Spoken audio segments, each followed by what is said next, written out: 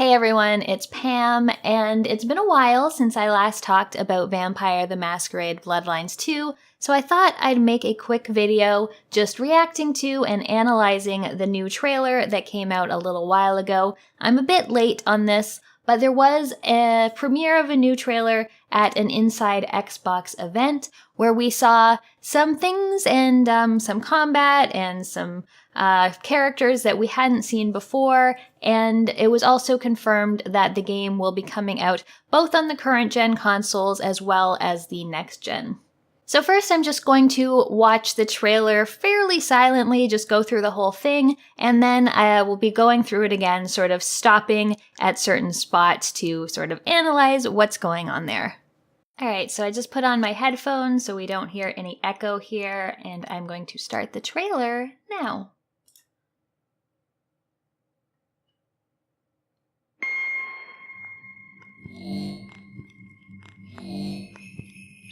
So this is a reminder that the game does take place at Christmas.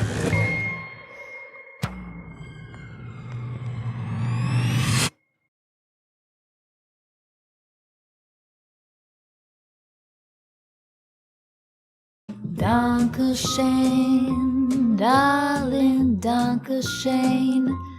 And we see a familiar face here. I'm a big fan of this song. I know it's Wayne Newton, but I always kind of thought a girl sang this.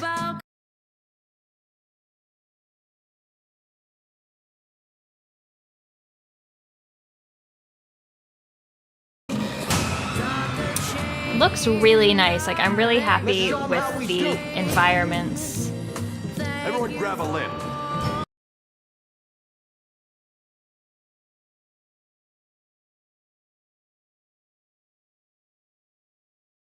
I'm glad all the vampires are having fun. Might as well make the most of being immortal.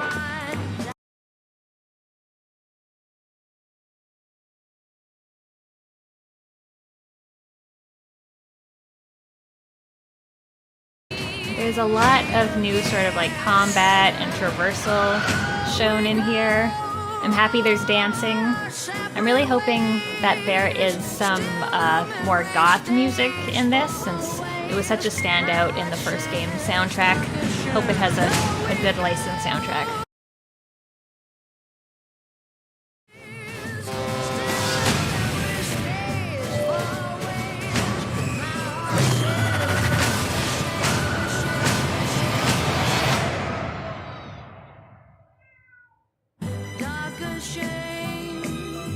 Looks like we're having fun too. So that's the trailer, and I'm just gonna take my headphones off and let's talk about it.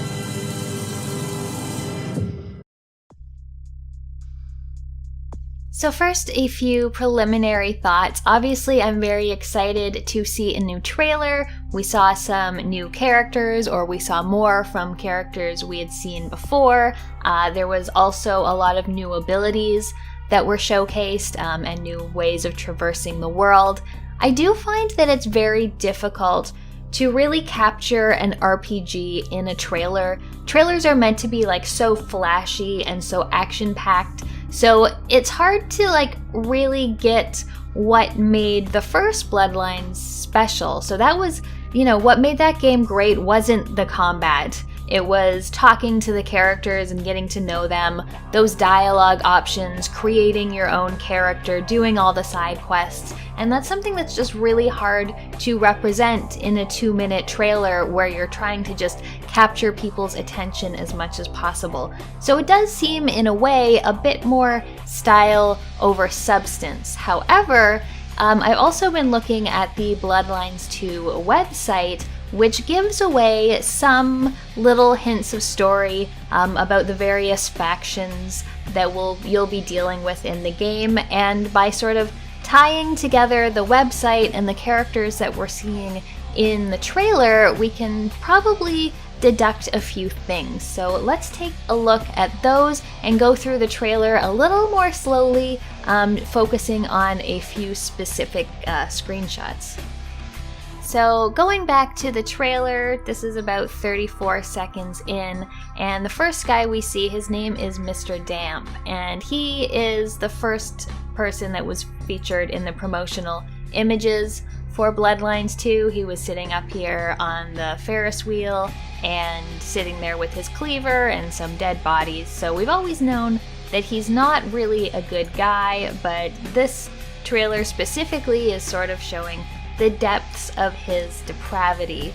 And if we go into the Bloodlines 2 website, and there is a faction called the Baron, and it's got this nice little art piece here, and if we scroll down we see that he is in this piece, so he is obviously someone who is aligned with the Baron. It talks about how he, gets his job done no matter what. He sort of has a list of people that he's going to kill. And the Baron is a very mysterious figure that not too many people know about. They don't really even know who he is. So I'm excited to see how this person, who is a Malkavian and is obviously a little addled, if he really answers to the Baron or not, and in what way we're going to interact with him. And remember, in Bloodlines 1 we had to track down a serial killer, so maybe we'll have to do that this time as well. Maybe we'll need to fight him, maybe we can be friends at some point. And then you also see on this the apartment vacancy sign, which comes in later in the trailer. So at first I was thinking that this was maybe where our haven was, but I guess it is the Baron's sort of territory that we're looking at here. So Let's show them how we do. yeah. So this guy here is also pretty interesting. It looks like he is coming up and he is staking you, and this also brings to mind Bloodlines 1, where after you were turned into a vampire without permission, someone came and staked you in order to sort of bring you under control and take you in for questioning. So it looks like that's what's happening here. The beginning of the game and how you're turned is there is a mass embrace, which is a sort of terrorist attack.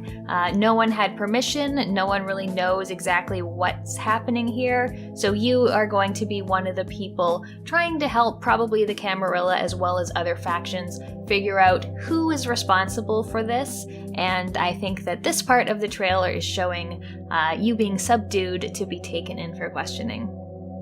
And then after that, there's a really interesting scene here. I just missed it. A really interesting scene here, because if you look at the Bloodlines website, all of these characters are familiar, so they represent each of the clans. So we've got a Toreador on the left over here, we've got the Malkavian in the mask, we've got a Ventru over on the right, and I'm guessing the guy in the middle is a Bruja, maybe? He's the only one that I don't really recognize here, but I just find it really interesting that you've got multiple different clans. They all seem to be looking down on you somewhat menacingly, so I'm not sure if they're questioning you or if this is possibly the part of the game where you get to choose which clan to belong to. This guy is Alex Cross, who is the Prince of Seattle, and he is from the Camarilla, who this is the one I'm the most familiar with, just since it was also in Bloodlines 1. In this world, in Seattle, they're like the very corporate people. They probably own a bunch of tech companies and things like that. They currently have the power, so I'm sure that you'll be interacting with him quite a bit. And look at his shoes. Those look like red velvet shoes, and that's amazing. Yeah, so I'm sure we'll be seeing a lot of him as we go. I don't know what's happening here, but it's very cool. And then here, this is Lou Grand from the faction The Pioneers. And the Pioneers is a faction that I'm really interested in looking at and learning more about, partially because Lou Grand is such a great design. I really like her. And also because this is like the old guard. This is who used to be in charge of Seattle. Lou Grand, it says, was the longest lasting prince of Seattle, but at some point they obviously lost their power as the Camarilla came and took over. This faction is made up of all kinds of different vampires from different clans who are all trying to just go back to the old ways and cling to that rather than sort of progressing as some of the other factions have done. So really looking forward to learning more about these guys. And then I think we've got some combat here. The combat looks a lot better than it did in previous trailers. Also, this here, as you see this guy running up this wall, I watched Outstar's video and she confirmed that like this is your player character. Yours may not look like this, but when you're doing certain actions, the camera does like pull back and you get to actually see your character, which is great news because this is all in first person. So I'm glad that we actually get to see the character that we create at some point. You see them also when you're feeding, I think. So this is just showing some of the different traversal abilities.